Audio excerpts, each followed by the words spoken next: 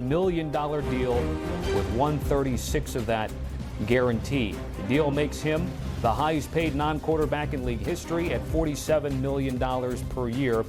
If you take a look at this list, there's been a lot of change, especially the edge rusher defensive player department. Max Crosby, Myles Garrett, Jamar Chase, TJ Watt, and now one Micah Parsons with that Green Bay logo next to his name. I'm Tommy Tran with Jonathan Jones and Pete Prisco. So, JJ, I laid out some of the details that you were able to report here. What more can you tell us about Micah Parsons to Green Bay? Major bag alert. Micah Parsons and the Green Bay Packers. Look, these sorts of deals don't happen all the time. If you go back to 2018, when Khalil Mack was traded, and he went for 2 ones. There was a little bit of change, a second and a third, a fifth and a sixth, and he got the highest contract given to a non-quarterback in NFL history at the time. It was about $24 million per year. Now Micah Parsons almost doubles that, and he blows out of the water the previous highest paid non-quarterback in NFL history, right? You know, Myles Garrett did it earlier this year at $40 million. And then Jamar Chase, topped him just barely, but just enough to where he got the headline, right? We went up on CBS Sports HQ about it. And then TJ Watt and the Pittsburgh Steelers, he got to have that title for a little bit. But we told you he wouldn't have it for long. Micah Parsons and the Dallas Cowboys could not come to terms on an agreement. It got ugly. It got nasty. It got disrespectful for both sides, real or perceived. And so for the last few days, both sides have sort of been working very quietly about how Micah Parsons could get out of Dallas, because he was dug in and Jerry Jones was dug in. And these two sides were not going to be able to come to an agreement, even if it was going to be, I think, $45 million per year, which was sort of the basement, is what I had been told and what I had been reporting. And so the Green Bay Packers come in and send 2 ones, which matches the Khalil Mack deal. They add in another player, which reportedly right now is Kenny Clark. We're still working to confirm that, but should be able to confirm it soon.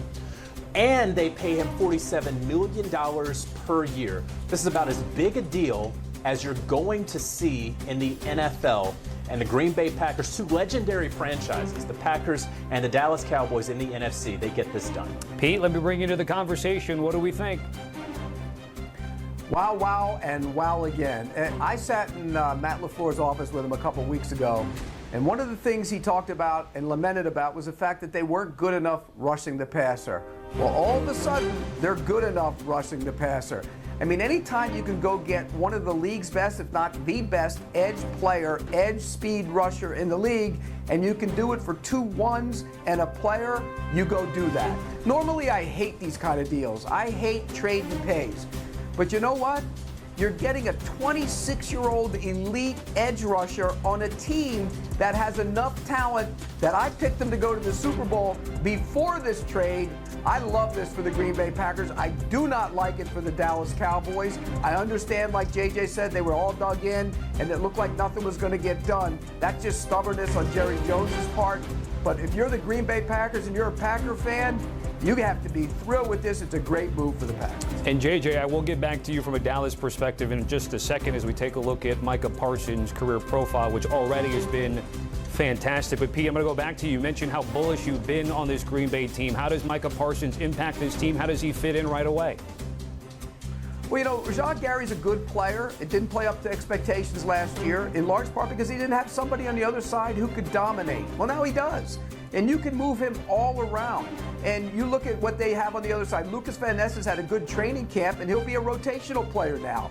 The more you have to attack the quarterback, the better. And I think that's why this move is so important for the Green Bay Packers. When you go on the road, if you have to go on the road in the postseason, you need sack, fumble, game over. Well, now you have that guy. That's what Micah Parsons does. And I think if you're the Green Bay Packers, it's a great move. If Kenny Clark is indeed part of the deal, look, bottom line is they drafted they have 2 young defensive tackles that they like, both of them out of Georgia.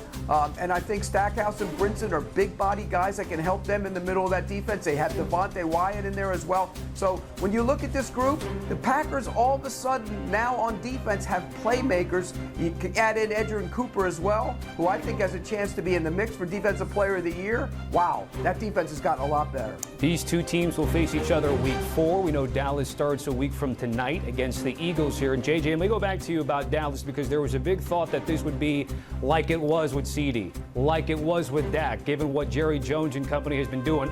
Before I get to you, I want to read something that Micah put out in a statement that I thought was interesting. You said, in the middle of it, quote, "I never wanted this chapter to end, but not everything was in my control. My heart has always been here, and it still is. Through it all, I've never made any demands. I've never asked for anything more than fairness. I only asked that the person I trust to negotiate my contract to be part of the process." Again, that's the middle of what is a long statement here.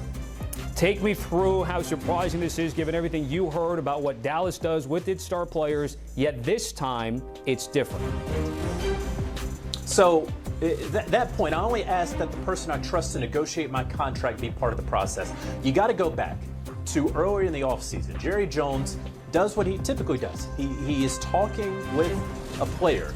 Jerry Jones believes that he has negotiated what I think he would term a gentleman's agreement. And I want to say that because I don't want to act like Micah Parsons was ungentlemanly, right? But he thought that they basically had a back of a napkin handshake agreement. And then, so he's like, okay, well, we got a deal. Micah Parsons says, well, hold on. I don't negotiate my deals. I pay a percentage to one of the best, if not the best agent in the game, David Mulligetta, to negotiate my contracts. And so that's when he got his agent involved. And Jerry Jones then took umbrage with that, thinking that, no, we had a deal. Now you're going back on your word.